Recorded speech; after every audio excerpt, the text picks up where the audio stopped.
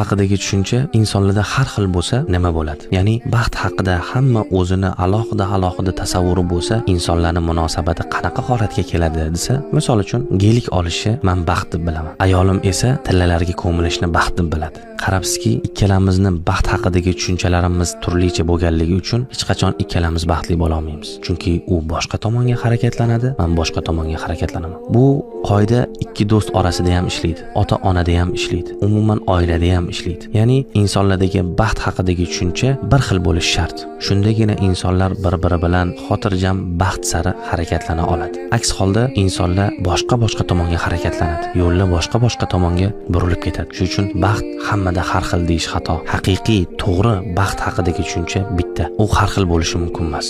Baxt hamma harakat qilib intiladigan oxirgi nuqta. Hamma inson baxtli bo'lishga harakat qiladi. Men baxtsiz bo'lishni xohlayman deydigan odam yo'q.